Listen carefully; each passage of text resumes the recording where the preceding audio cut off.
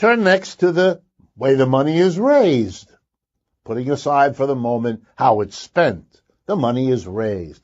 Well, we have basically 3 or 4 categories of money coming into the federal government. One, and the one talked about the most, is the income tax. Less than half of the federal government's money comes from the income tax. Let me make sure everybody gets that. Less than half of the government in Washington's money comes from the income tax. And the income tax is a progressive tax. What that means is the higher your income, the higher the percentage of it that you are required to pay. And the basic principle behind the income tax is, as it always has been, that those who are richer are more able to pay, and that fairness requires that we take more from those more able to pay, as we might in a family or a community that needed to raise money from its members. But only half is raised in this progressive way, the progressive income tax. The second biggest source of money is this odd thing called a payroll tax. And here again, I want to quarrel with the name. It's money taken out of our paycheck. That's why it's called a payroll tax.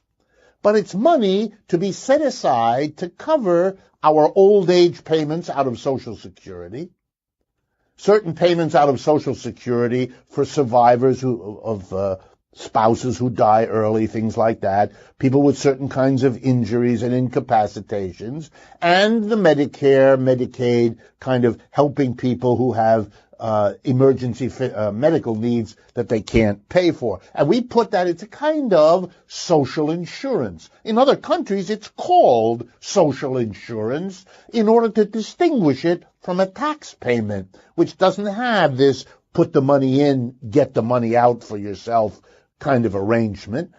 The word tax is used for those more general payments. In any case, the payroll tax comes in at 1/3. So if you put it together, roughly, the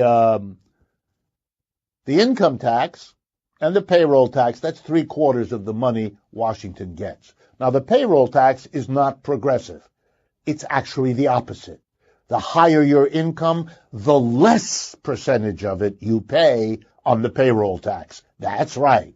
The payroll tax's non-progressivity reverses or cancels out the vast bulk of the income tax's progressivity. So if you put the two together, and they together are 3/4 of what the federal government gets, you don't have any progressivity in the United States. But the worst is yet to come.